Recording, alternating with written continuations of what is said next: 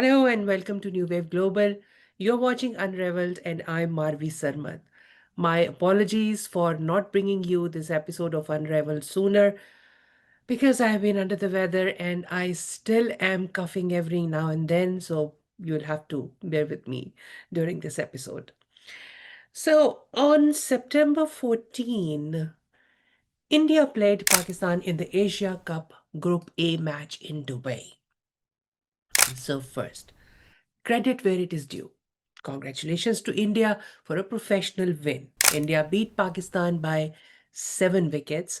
Indian captain Suryakumar Yadav unbeaten on 47, and India's spinners Kuldeep Yadav and Akhtar Patel uh, dominating the Pakistani batting lineup to say the least. That's the scoreboard, and it is non-controversial. To Pakistan's players, hard luck. There was honest effort. Better luck next time. But well played, boys.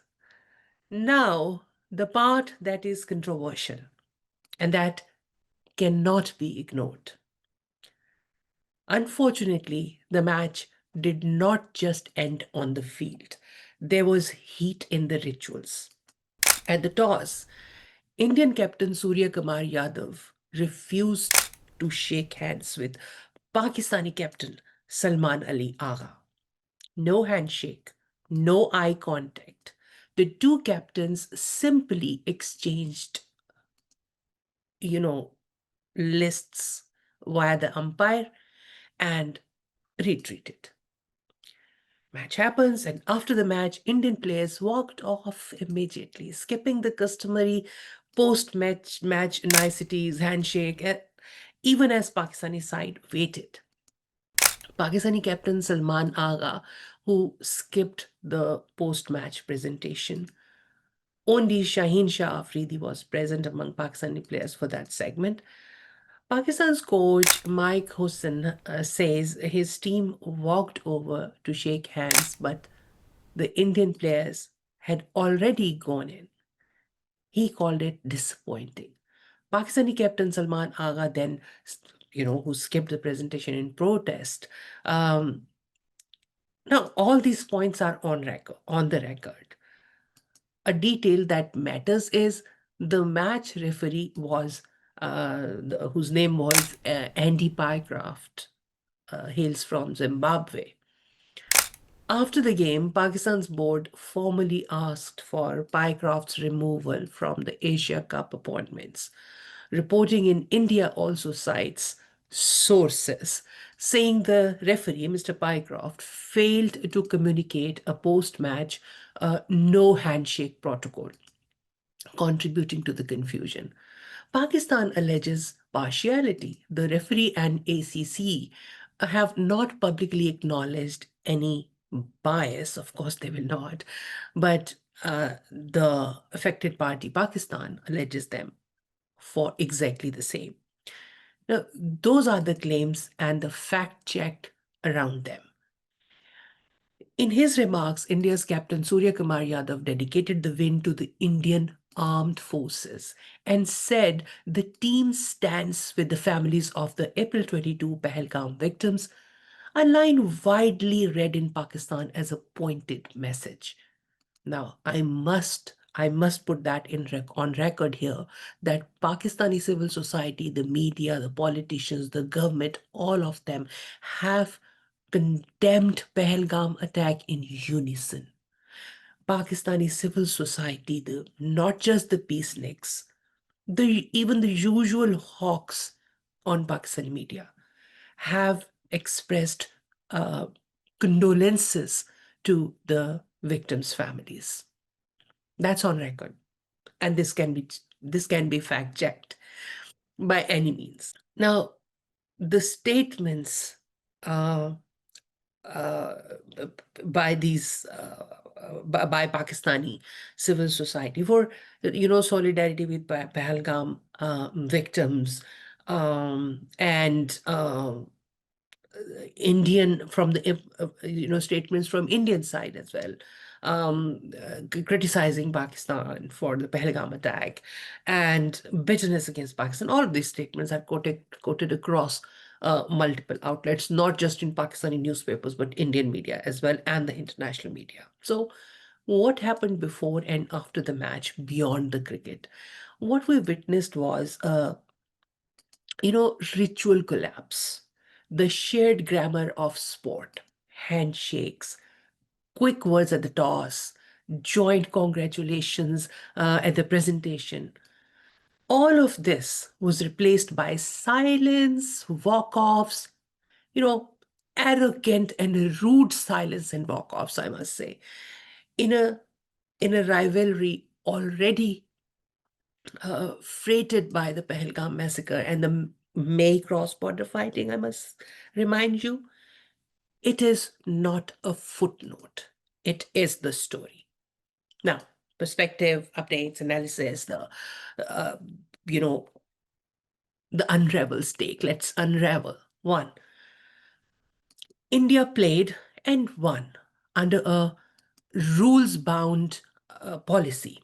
New Delhi still bans bilateral cricket but allows multilateral fixtures. The Supreme Court of India refused to stop this game, and the BCCI says the team follows government guidance.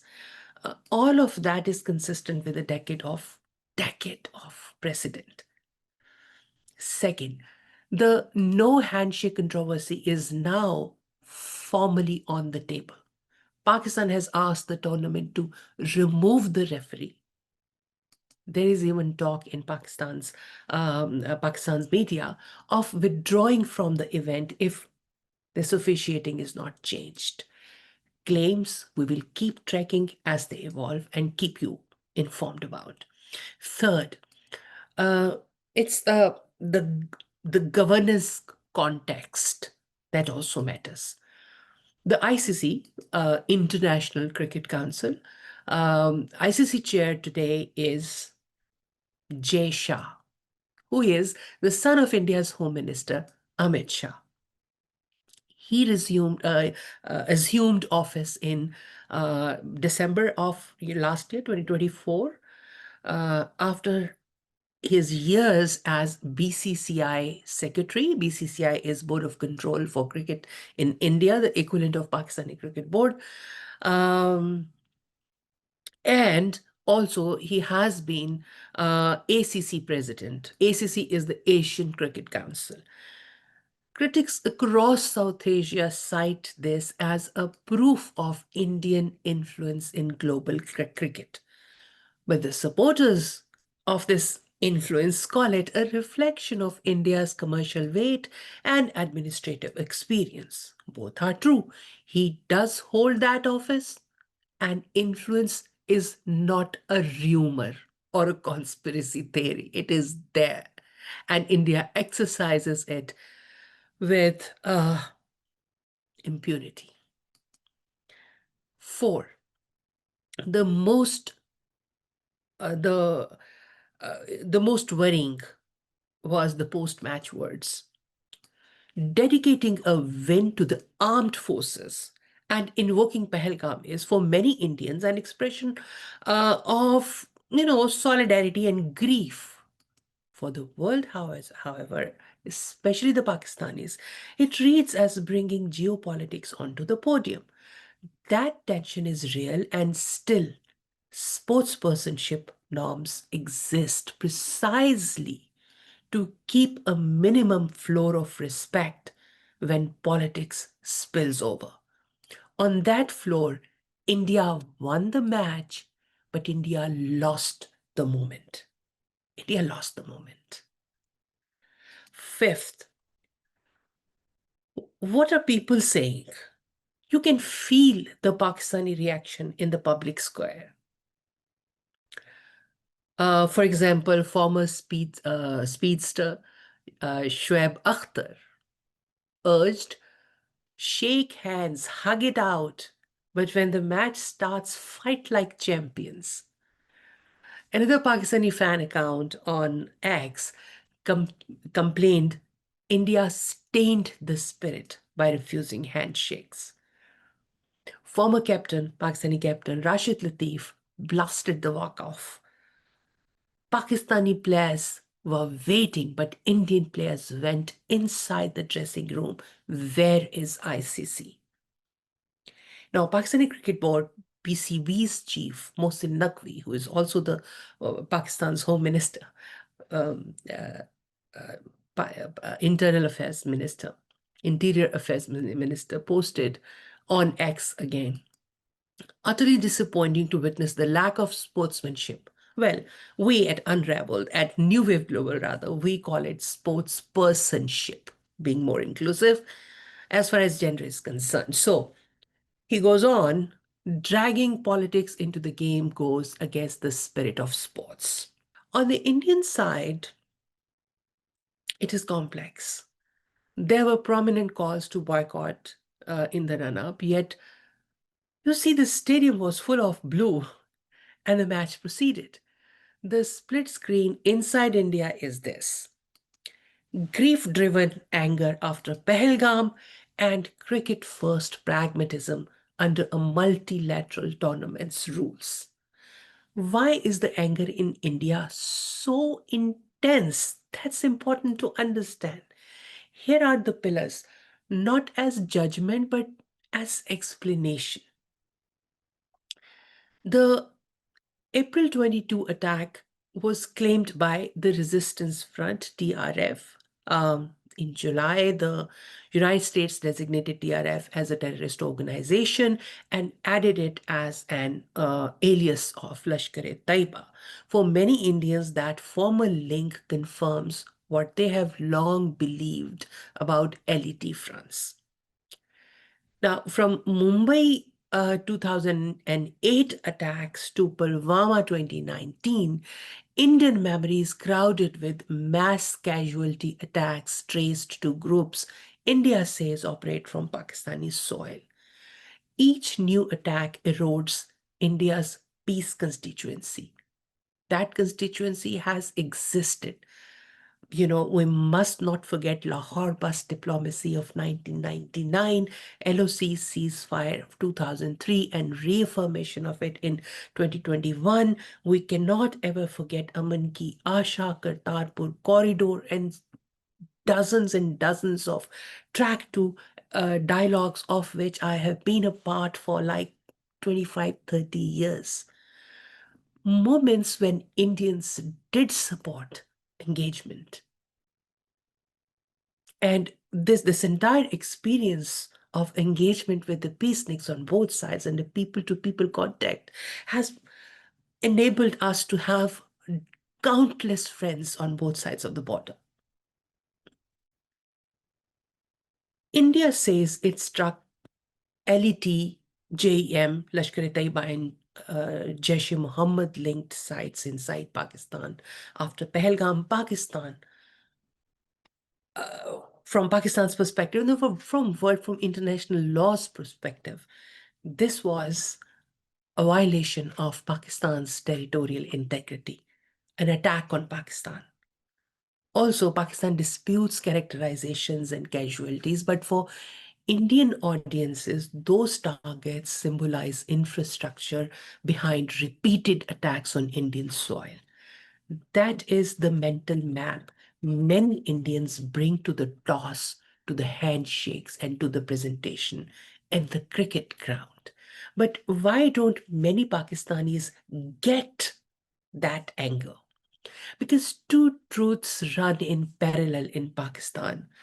A sincere belief across media and civil society that ordinary Pakistanis oppose violence and that the state has tightened action on the militant finance and militancy and has sort of curtailed, if not stopped altogether, its tacit support for the militant organizations. Now, FATF exists. There have been convictions in some cases at least. So Pakistanis and Pakistani media especially cite that endlessly. A second belief that India weaponizes grief to isolate Pakistan and suppress Kashmiri political claims. Now, both beliefs coexist and both are, you may call them incomplete. Pakistan's formal condemnation of Pahalgam are noted, they are documented, and they are part of the documented history now. International designations and India's investigations still keep public suspicion high in India, although India has not been able to present a conclusive evidence of Pakistan's official involvement in the terrorist attacks. That tension is precisely why sportspersonship matters. It is the last thin thread connecting two publics when truth is missing. So, the officiating question is, I mean, let's be precise. Since facts matter, so let's restate the facts that have come so far. Andy Pycroft was the referee. There were no handshakes at the toss or at the end. Pakistan has formally sought the removal of this referee. Pakistanis are rightly angered over this. They are considering it, the violation of their self-respect. Reports in India, also, Indian media, they are also citing sources alleging a communication lapse by the referee regarding a pre-agreed no handshake protocol on Pakistani side. There's no reporting of this kind of official pre-agreement. Now, Pakistan's claims, one is that the referee showed partiality, which is, it's quite evident. But none of this, this kind of, it proves bias by itself, but it does prove that process management failed on the most sensitive fixture in world cricket. That is on the match officials and the tournament organizers to fix immediately.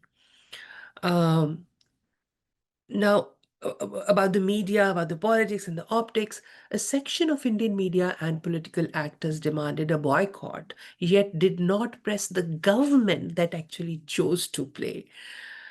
Godi media is the Pakistani shorthand, or the actually Indian shorthand for that asymmetry. Simultaneously, Indian viewers did turn up, which undercuts the boycott narrative and tells you what cricket means. Even in grief, both readings are true at once. Bottom line, at a standard that we should insist on keeping. Sport is not a conflict resolution mechanism. Or, I mean, you can call it conflict resolution through people to people and encouraging sports, but it certainly is not the extension of conflicts. It is a civic ritual that teaches children how rivals behave.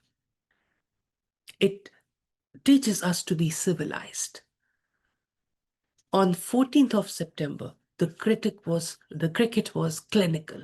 The controversy was not. If the Asia Cup is to retain credibility, the cricket has to retain credibility, and India has to retain any self-respect, any respect as a responsible nation, then for the next Indo-Pakistan fixture, officiating protocols must be written, read aloud to both captains, and posted. Handshakes and lineups expectations must be unambiguous. Either both teams don't or both teams do. Post-match microphones must avoid political prompts or offer equal time if politics is invoked. The boards should jointly reaffirm multilateral participation. It it comes with minimum sportspersonship standards, no exceptions, and the board should ensure it. India deserved its win, Pakistan have clear areas to improve, but the spirit of the game, the part children copy on playgrounds, belongs to all of us. No country gets to keep the runs and cancel the rituals. So this is Unraveled. We'll keep verifying every new claim as it emerges, and we'll be back if ACC or ICC announces action on the referee or the handshake rule. It was a disappointment and makes one sad that a sporting event which makes every Pakistani and every Indian so emotional about it has come to to a point of this bitterness and toxicity. It's unprecedented, it's shocking, and it's thoroughly disappointing. Our Indian colleagues must think about it. Thank you and have a very nice one. Bye-bye.